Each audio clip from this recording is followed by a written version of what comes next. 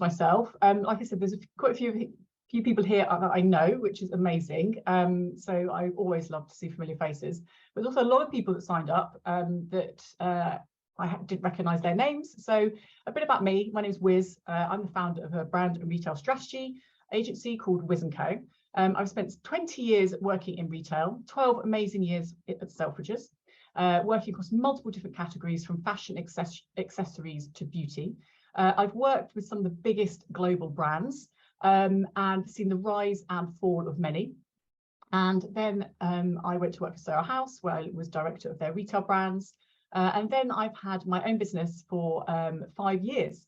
I've worked with some big corporates, such as retailers such as Next, Ocado. I went in and talked to Sainsbury's last week.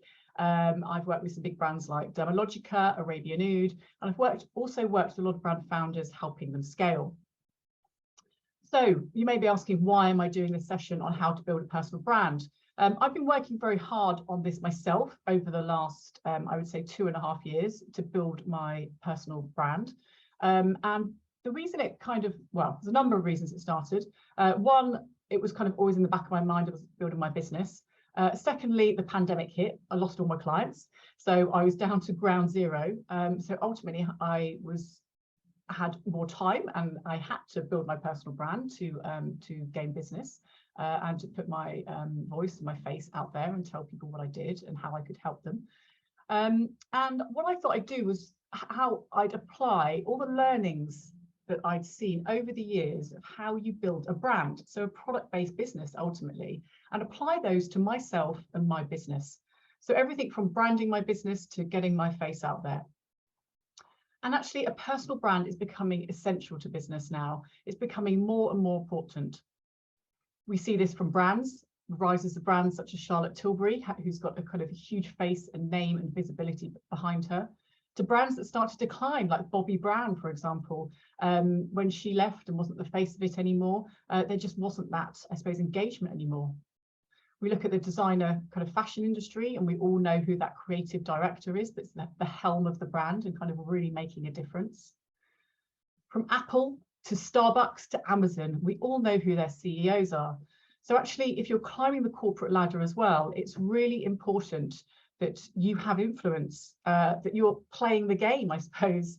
And it sometimes becomes not less important about the performance, it's just as important, or the job that you're doing, but actually how you network and influence people, the senior leadership team, the C-suite are certainly important as well. And it can get lonely as you progress up the ranks as well. Sometimes you leave your friends and peers behind, and you're suddenly the director or the head of, or in the C-suite, and you're like, wow, I need to have a different perspective here. And I suppose kind of really stepping into your leadership values. I look back in my times in leadership as well, and it suddenly becomes quite lonely, or it can become quite intimidating for the people you're surrounded with in meetings. We've also seen why, for example, why was there a boom in influencers? This is because some of those big brands didn't have a face behind them. So the rise of influencers was to do with trust and authenticity that big brands could tap into, that some of those founder-led brands that were growing didn't have. We've seen the bubble burst a little bit on this, but actually what's becoming more important is things like user-generated content, micro-influencers, people who are someone that customers or clients can relate to. So ultimately, it's about human connection. It's about authenticity and trust that you build through having a face behind you, your business, your profile. Now, that all sounds very easy to do. Well, just put yourself out there. Believe me, I know it's not, because I've done this journey myself, and every day I am still learning. It wasn't until April 2020 I'd ever done a video online. My first video online, I was very shy. I was kind of talk too quickly. I still sometimes talk too quickly, quite hunched, kind of a bit embarrassed somewhat. But actually, I've really worked on this. So practice makes perfect. We didn't stand up and walk in one day, for example. So today I'm going to be teaching some of the things about what you could apply to your personal brand, to your business, to help you scale, to help you get more visibility and presence in your industry. some of the exact steps that I've taken to raise my profile along the way. And at the very end as well, after I've gone through these 10 steps, if you do want to work with me beyond this webinar, I will be sharing a new 6-month program. So do stay on, as there will be a special offer for joining live as well. So this webinar is just the beginning. It's all well and good turning up, listening to the strategies, implementing something, but actually I've got so much more to share with you. This webinar is going to be packed. And like I said at the end, I will talk about I can help you if you want to want some further support on this. And if you don't, that's cool as well. But please make sure that you take something away from this and action it within the next week. I'd love to know in the chat, what is the biggest challenge you feel you face with building a personal brand? I think this is really interesting for you all to see what everyone else says as well. So pop that into the chat, the biggest challenge that you feel you face with building a personal brand. And before I kick off, I just want to take a moment to congratulate you for showing up. Don't underestimate what showing up means. You've taken the biggest step already by joining today. You've taken action, you've taken intention that this is something that you want to work on. So it's really important to think about how you carry some of this forward. So think about today what actions you're going to take. To take notes, really think about what your key takeaway is, even if that's one thing from today. I love it when people share this on social media. Again, this is about raising your visibility. So put that on social media, tag me as well, because I'll come and comment and engage with you as well. It's a great way to start kicking off your visibility. So here we go. Number 1. How do you work out what your zone of genius is? So this is quite an interesting one. This is really, lots of people say to me, oh, I just don't know what I've got to say, or what do people want to hear, or maybe people don't want to listen to what I've got to say. So this is really a great opportunity to think about what you're great at. And this evolves over time. My goodness, when I first started doing it, I was like, wow, what's my zone of genius? Well, work in retail, like shopping. I mean, it felt quite flat, if I'm perfectly honest. But what this zone of genius does, it evolves over time. Mine has really evolved. It becomes your obsession. It becomes your why. It becomes your purpose. And ultimately, it becomes your USP. It becomes your point of difference in the market. And by weaving this into you and your personal brand, it makes it completely unique as well. There's lots of people out there doing the same job as you, having the same type of business as you. Of course there are, but your personality, your skills and your experience is what makes that unique. So a lot of this is about finding out more about yourself and how you best operate. A lot of people take for granted what you know, either because you've done it for years and you just think, well, it's just what I do. You don't really think anything of it. Or it's something that you find easy. It comes very naturally to you. So you discard it because you think, well, I find it easy. Maybe everyone finds it easy. I can guarantee you that they don't. Everybody is different. So all of these things start to weave into your zone of genius. The best way to start off is really kind of having a brainstorm around 2 sections. One is your skills. So everything that you've learned in your career, every kind of training course that you've gone on, everything that you learned in a degree or at school. What are all these skills that you've got? What have you learned from on the job? Perhaps you're really great with people and management. Think about what comes easy to you as well. Do not forget that. Do not underestimate that. And then on the other bracket, really start to brainstorm your passions. What do you love? What could you literally chat about all day to your friends? What lights you up? And then once you've kind of had a really big brainstorm about these, it's thinking about where do these things overlap. So sometimes it's useful to put your skills in a big circle and your passions in a big circle, and then kind of have this as a bit of a Venn diagram. So what that overlap is. So have a brainstorm of that. Start scribbling some things down now, or take some time after this. I really, really encourage you to think about this zone of genius. Like I said, it really, really evolves. When I started, I was like, well, yeah, I like retail. And then I started to think, well, what did I do in my career? God, I was forecasting the future. I was a buyer. I was planning 6 months ahead. We didn't use any trend reports or insights. We did it all through our gut instinct, through knowing the market inside out. So I was like, okay, yeah, okay. yeah, maybe I do know what I'm talking about, but I've been doing it for 15 years. I didn't really think anything else of it until I started talking to people and understanding the questions that people asked me. So again, that really started to evolve. And then I started thinking, well, I love branding, I love products, that's at the core. But ultimately, and this honestly only came to me about 6 months ago, and I've been working on this for a number of years, I realized I'm passionate about people. I'm really passionate about customers, what makes people buy, consumers, what makes them tick, what happens in the industry, in the world, the economic climate that really makes customers feel something, and how do brands and businesses engage with them. But actually, most importantly to me, it's about people leading businesses. What's their vision? How can they build a highly desirable product or service? And how do I help activate their vision and make them see the avenues and opportunities for growth? And that's why I work with business leaders, helping them to navigate the way. I advise, I teach, I coach, I mentor. I'm their sidekick. I help co-create these strategies so they can see this vision for the future. They're excited and they're engaged. So actually, where I started out thinking, oh, I quite like retail and shopping, I love people, I love consumers, I love people, and how love it. Anyway, less about me. I'm going to get really carried away on this. We've got 10 to get through. So ultimately, this zone of genius is going to take time to evolve. So that's my first point. I'm going to talk a little bit more in the kind of sections 2 and 3 on this as well, because I think it's so important that you start to really understand this and understand your true power and your true purpose and what you can start putting out there.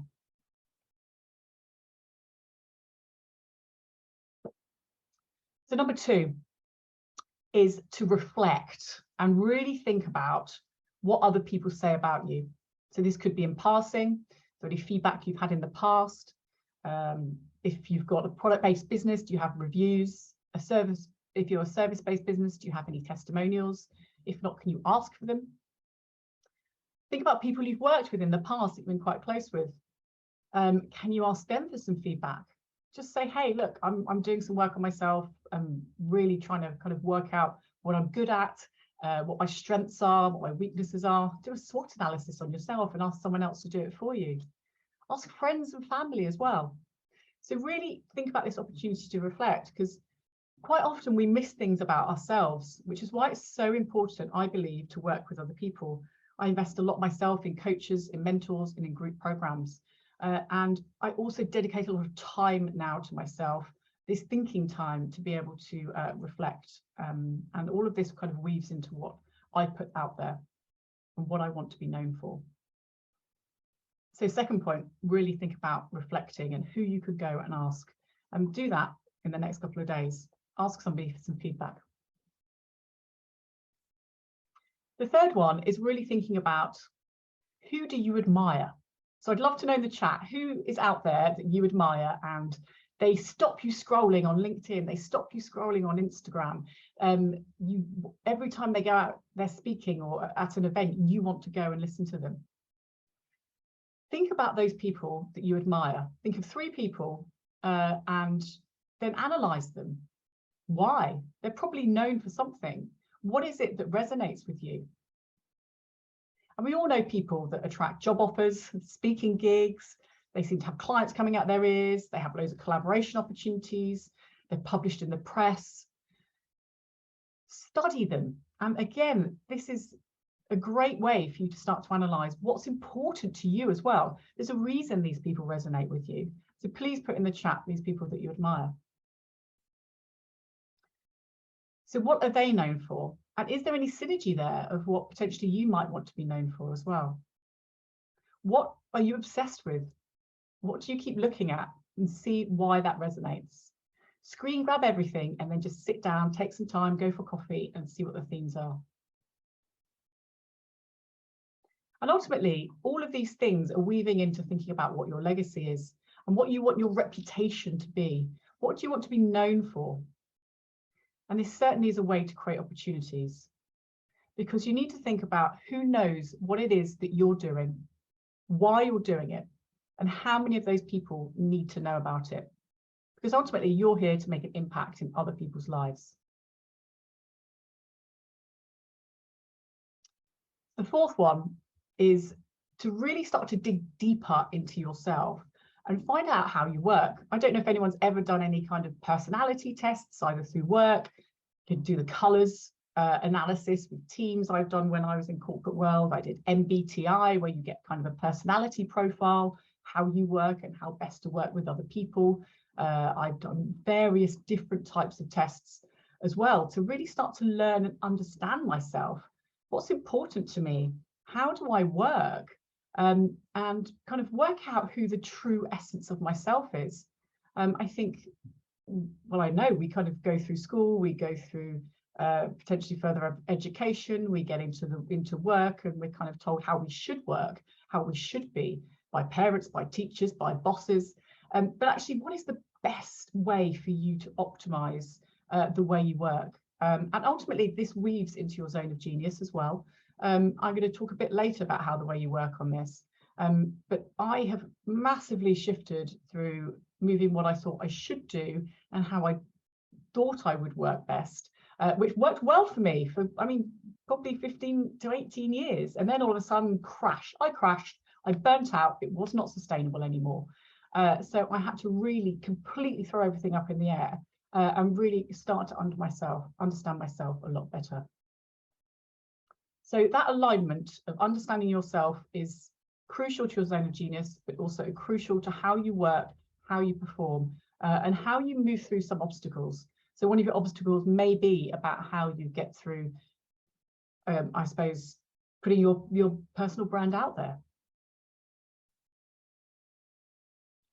So number 5, the 5th one I've got today is, what are you putting out there? Do an audit. Look at your social channels, look at your website, look at your LinkedIn profile, Google yourself.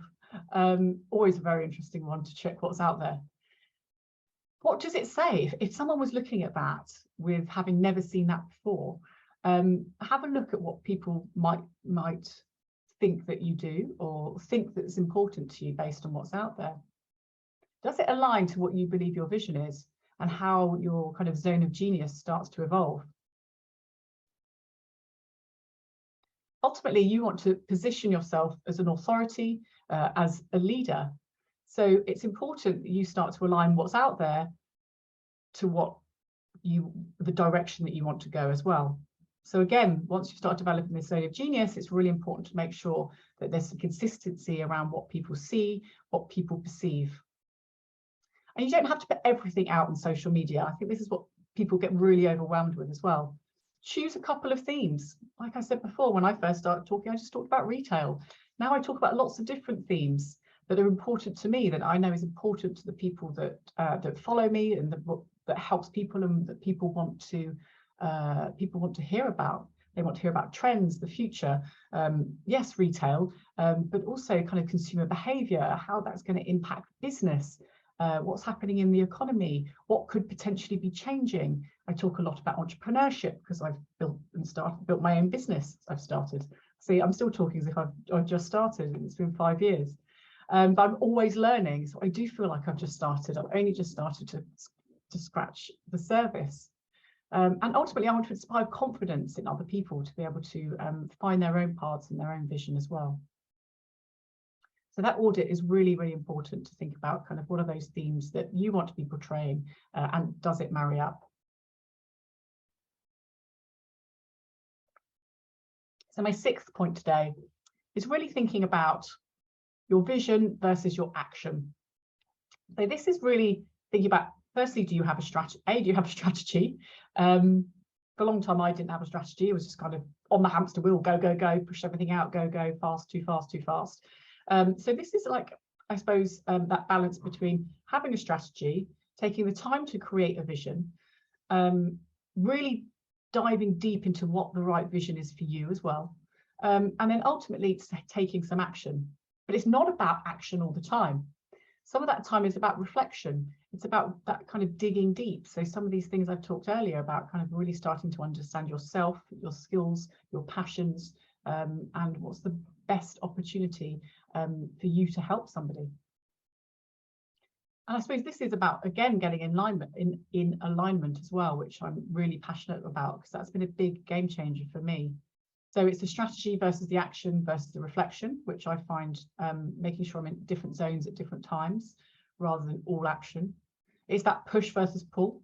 So how do I put myself out there and kind of create I suppose, a lot of actions to help build my business. But ultimately, how do I also kind of pull and attract people as well? So that's my positioning, that's my authority, that's my leadership.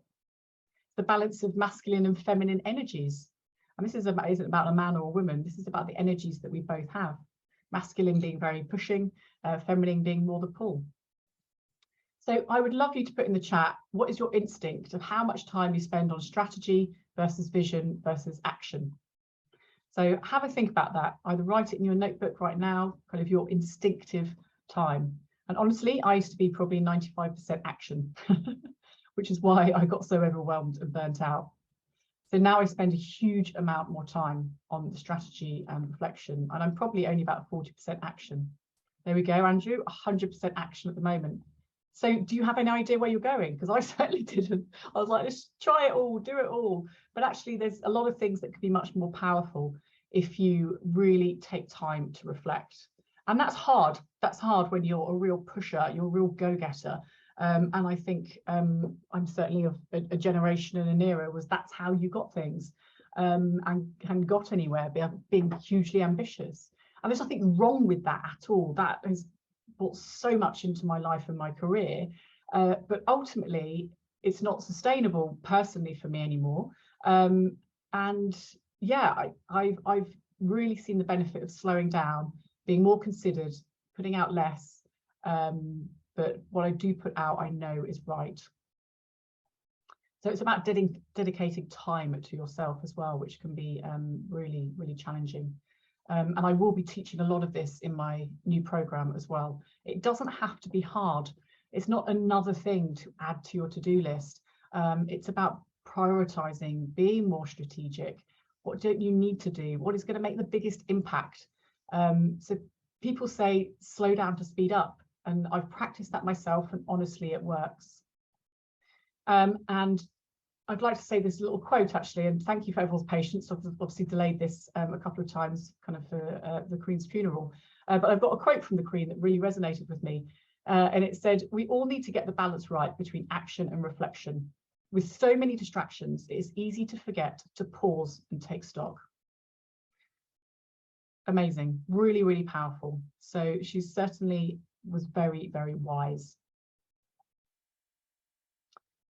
So number 7 is about embodiment and alignment. I talked about a bit in kind of one of the points earlier, and it's definitely weaving its way through a lot of these points actually. And again, this is really that learning more about yourself. What do you think you should be doing? There's definitely that looking around at everyone else saying, wow, yep, they're doing that. Comparison, I should be there. Why aren't I there? We're often all comparing ourselves to people that have been doing something in business for way longer or had a different background and experience that's helped propel them quicker at that time. And honestly, this kind of what you think you should be doing versus what you actually do is a really, really key thing.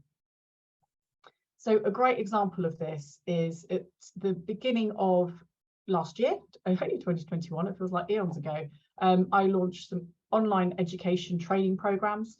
I launched it in the January and started it in the March. It was a huge success. I had 24 people sign up straight away. It was absolutely amazing. My heart and soul was behind it. I knew it was the right thing to do. I'd got to know kind of a lot of different people and find out what they wanted and how I could support them. It was an amazing launch because I believed in it. I thought it was right, and I knew it was what kind of people were looking for at the time. I did exactly the same launch webinar, exactly the same program in September 2021. This was only 8 months later. Not one single person joined that program. I laugh now, but oh my God, it was soul destroying. Why? Because my energy wasn't behind it. And this is what I mean about embodiment and alignment and learning more about yourself. You can do exactly the same thing, but if in your gut, you know it's not the right thing. I'd moved on, I'd grown, I wasn't in that place anymore. I was finding it an energy drain. The people that had come and kind of worked in that program had some great takeaways, but they were ready for something else. The world had changed. People were busy and going out again. And actually kind of that sitting in and kind of learning everything online at a set time just wasn't working for those people. People wanted more one-to-one time. So I should have ended it then. Did I listen to myself? No, carried it on till February 22.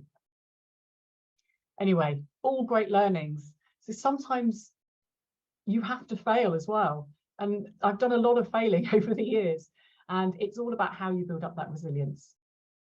So again, that was all about the embodiment, my alignment, what I should be doing versus what was actually right for me and right for my potential clients.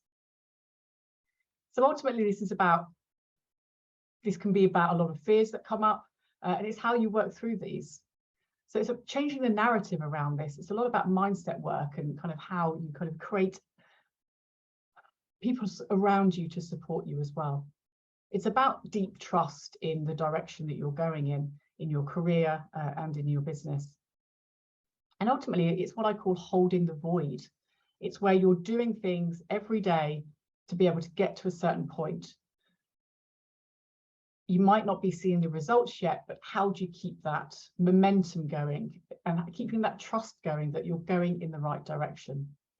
So it's really about holding that void and kind of thinking, yes, this is going to work, which can be challenging. Again, that's why I want to kind of create a group program around supporting people over the next 6 months, because that can be the biggest challenge, is how you do that on your own. So I've certainly seen the value in kind of support from mentors myself and group programs. So number 8, this is a bit more of an actionable doing thing, but also very important. Create a content strategy. Marketing yourself could be absolutely overwhelming. Everybody thinks, I haven't got the time. When do you do it? When do I post on LinkedIn? You sit at your desk at the beginning of the day and just the to-do list is out of control. This is about simplifying things. So having a strategy, and do you know what your strategy could be? I am going to post on LinkedIn once a week. It could just be that to start with, but you start to build up consistency. You start to see some results. You start to see people engaging, and you think, okay, I've now got a capacity to do it twice a week. So that could be your content strategy. If you want to go broader, you can really start to think about themes of content. I mentioned earlier about kind of picking between 3 and 5 themes. What do you want to be known for? What is it? What sector do you work in? What's your specialism? What is the business that you own and that you're driving? And then really start to think about what type of content you want to put out there. Start with what feels easiest.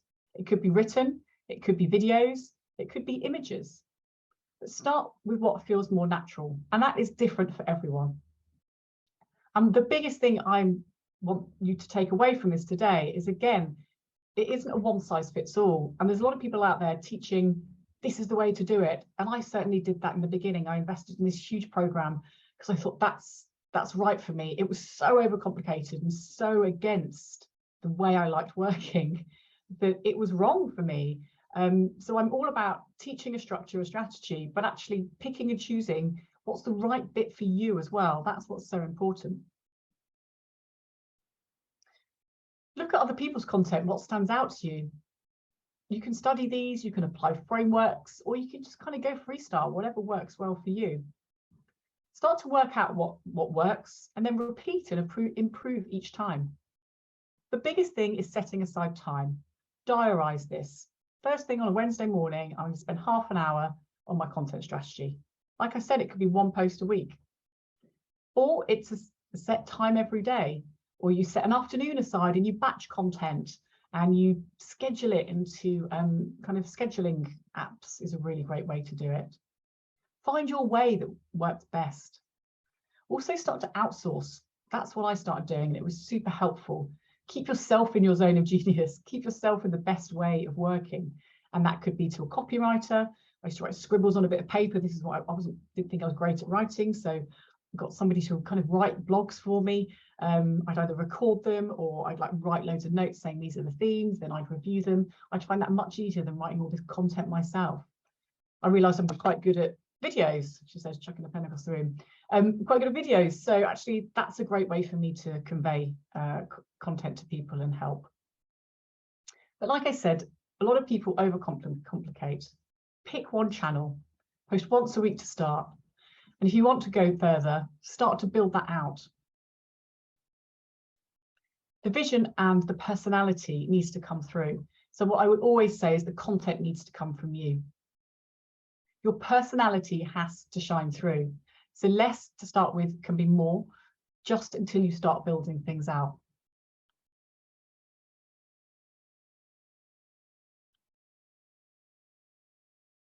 So number 9 was, how do you create a profile for yourself within the industry, kind of speaking and with press?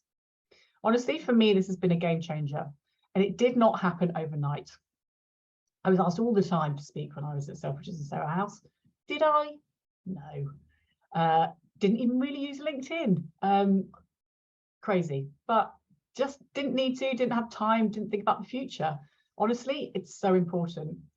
Because then when I wanted to speak on stages and thought this would be great to build my profile, great, I'll pitch to people.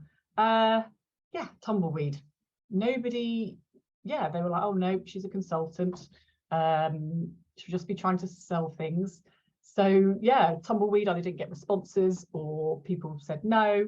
So it certainly wasn't overnight. And if you've been following me, you know now I'm speaking at a lot of very major events. The tables have turned, things have flipped, but this didn't happen overnight. I started building out my own Instagram.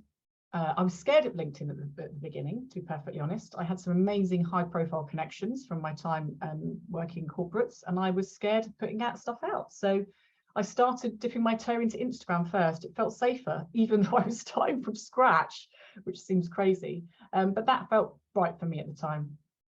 I created my own content. I hosted free webinars, which was a great way to get interaction from other people and what worked. And then eventually I moved to LinkedIn. If we're not connected on there yet, please add me. Make sure we're connected. It's a really important channel for me. I post almost daily now, which is amazing. Who'd have thought I'd ever get to that stage? You can also set alerts for when I post, because if you want to keep up to date with trends, honestly, that's where I post the most amount of information. So that's the priority. So there's a little bell on the corner of my profile. You can ping that as well. So I'll put that in the chat. See, got to promote yourself every opportunity.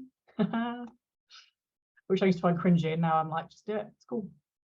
And then I started pitching myself. Beginning of 2020 was my idea to start doing it. Well, I didn't realize COVID would then hit, and I was like, I really had to put myself out there. So I created kind of a pitch deck for myself of the themes that I would be good at talking about when I create value, my experience and a bio to make it kind of look buzzy and cool. Made it very simple and easy to read as well.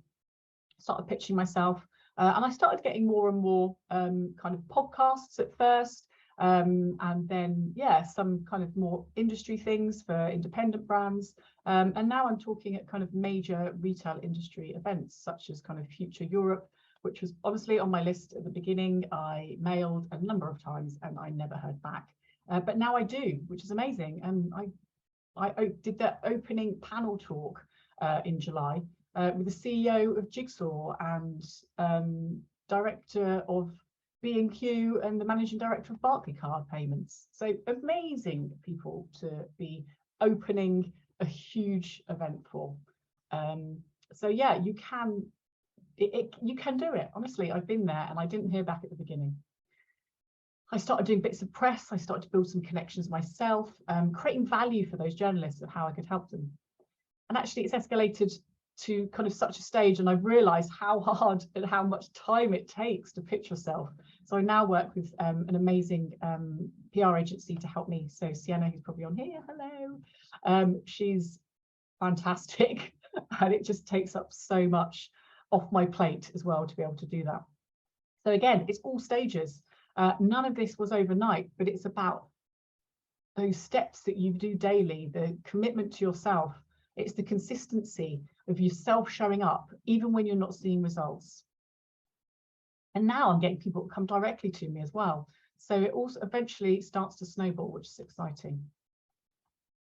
So really think about, once you started working on that zone of genius, what could some of those themes and topics be that you go and pitch yourself about? How could you potentially help journalists as well with some of their articles? See, Sienna's out there, great there, putting her details up. Why not? Okay, number 10. So mindset. Biggest thing for me is dedicating time to my mindset. And this is all about the people that you surround yourself with as well. Like I said before, once I started climbing that corporate ladder, it was very lonely at the top when I was a director, and things were tough. I had a really tough time. And yeah, I struggled, and I wish I was part of a group. I did have a coach, which was great. So that really helped. But it was a bit, at that stage, I was a bit more crisis management rather than anything else. But now I surround myself with mentors, kind of with coaches, and I invest money in these. A lot of money I've spent on myself and my mind, and I invested time in myself, a dedicated time out of my day daily to work on my mindset and my beliefs. And I'm part of group programs as well, which is why I'm so passionate about kind of helping more people on this journey. There's so many things that come up, perfectionism all the time. Ultimately, that's a fear. And I was a perfectionist, and I now say I was. And I used to say I am a perfectionist. But again, it's these small tweaks, like changing that language to, first of all, I used to say I am, and then I changed it to sometimes I can be a perfectionist. And now I say I was. And actually, because I have shifted, and it's those gradual things of kind of catching your language, catching yourself when you're thinking, is this the right thing, or am I perfection stopping me, or is there a fear that's stopping me? What is the right thing? So it's learning to listen to your intuition as well. And what I always say to people say, oh, I don't want to put my brand out there yet, or what I'm talking about, or what I'm doing. What if it's wrong? Oh my God, if it's wrong and someone remembers it, bravo, because they really love what you're doing and they're really engaged with you. I mean, can anybody remember what my business was called before WIZZ&CO? Probably not. Did anyone know what Google was called before it was called Google? Nike before it was called Nike? No. Anyone remember what the old Apple logo was? No. Things evolve, things change. There's so much information out there. If it goes wrong, it goes wrong. If you feel embarrassed about it, it doesn't matter. Honestly, everyone's in their own heads. They're not got enough capacity to think about what you potentially put out wrong as well. So, and if they do, like I said, brilliant. They're highly engaged with you, so that's fantastic. Ultimately, give yourself a break as well. Don't be too hard on yourself. Again, easier said than done. A lot of this is practice. It's about having steps every single day. It's the smaller steps. It's the daily commitments. So I saw on LinkedIn yesterday that today is 100 days until the end of the year. That's who there is going, shit. Put in the chat, shit, if you're like, oh shit. I swear a bit, by the way. Or put in the chat if you see this as an opportunity. Shit. What if this is an opportunity? What if you had 100 days to spend 5-10 minutes on the micro steps, the small steps that's going to get you to a stage of building your personal brand? You've got 100 opportunities. Just carve out 15 minutes, 5 minutes, probably too less, 15 minutes, put it in your diary, daily reminder, the next 100 days. Again, this is perception, it's mindset. How do you look at this? You've got to keep yourself accountable, or get in a group that's going to keep you accountable. Or if you've got a mate, get an accountability buddy. That could be anyone. It could be a friend, it could be family, it could be someone in the same industry. Just buddy up with somebody, keep someone accountable. You don't have to join groups or mentors if you're not ready for that yet. Get a buddy, but ultimately surround yourself with people that you aspire to be, and those that inspire you on a daily basis and encourage you and keep you accountable. And this can be everything from kind of friends who you hang out with to even curating your social media feeds. I've completely changed who I follow on Instagram and make sure it's all inspiring people or kind of visions of where I want to be in the future. And start really, if I kind of go into a hole of looking at something I don't want to, I unfollow it. So ultimately, set time aside. because this is all about consistency. A lot of the timing of a lot of what's going to happen is outside of your control. Those results quite often are outside of your control. So if you're waiting to hear back on a speaking gig, or you're waiting to hear back on pitching to a retailer, or you're waiting to hear back from a journalist, or you're waiting for some more customers to buy your product, or you're waiting for that person to leave at work so you can get a promotion, or you're waiting for more budget from your boss to get a bigger bonus, whatever that is, it's out of your control. But what you can control is how you show up every day and those small steps that you're going to take every day. So make a commitment to yourself today, the next 100 days, that you're going to do something. So like I said, this is about trust. This is about holding the void and your kind of inner state. So surrounding yourself with those great people. And we all know when we feel amazing. So how can we get to that state of being more often? Another great thing that's resonated with me in the last week is Stephen Bartlett. I think we all know who he is. So he put this post on LinkedIn, and I think this really demonstrates this. It's about his podcast, and it said in 2009 they had 120 downloads in a month, and then he had the goal of trying to get to the number up to 1,000 downloads per month. This is in 2009.